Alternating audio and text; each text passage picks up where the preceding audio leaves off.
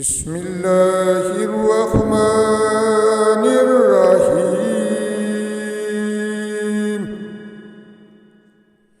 قل يا عبادي الذين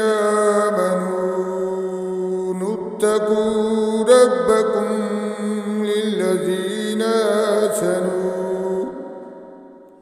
للذين أحسنوا في هذه الدنيا حسنة وأرض الله واسعة إنما يوفى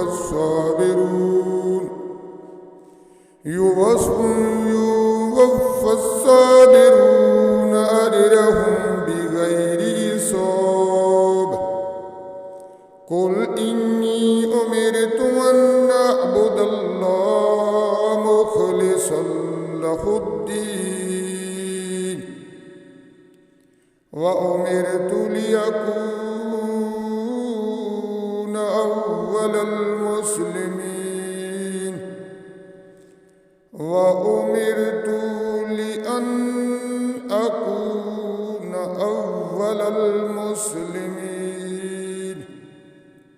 قل إني أخاف إن عصيت ربي عذاب يوم عظيم قل الله أعبد مخلصا له ديني فاعبدوا ما شئتم من دونه قل إن الخاسرين الذين خاسروا أنفسهم وأهليهم يوم القيامة ألا ذلك هو الخسران المبين لهم من فوقهم ظلل من النار ومن تحتهم ظلل ذلك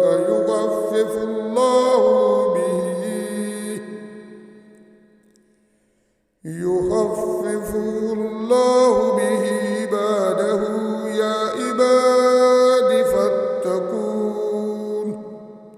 والذين اجتنبوا الطاغوت أن يعبدوها وأنابوا إلى الله لهم البشرى فبشر عباد الذين يستمعون القول ويتبعون أحسنه أولئك الذين هداهم الله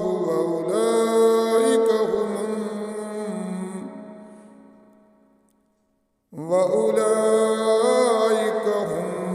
أولو الألباب أفمن حق عليه كلمة العذاب أفأنت تنقذ من في النار لكن الذين اتقوا ربهم لهم غرف من فوقها غرف مبنية تجري من تحتها الأنهار وعد الله لا يخلف الله الميعاد ألم تر أن الله أنزل من السماء ماء فسلكه ينابيع في الأرض ثم يخرج به زرعا مختلفا ألوانه ثم يهيج فتراه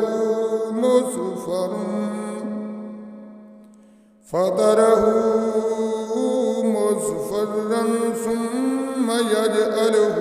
طماه إن في ذلك لذكرى لأولي الألباب إن في ذلك لذكرى لأولي الألباب. صدق الله العظيم.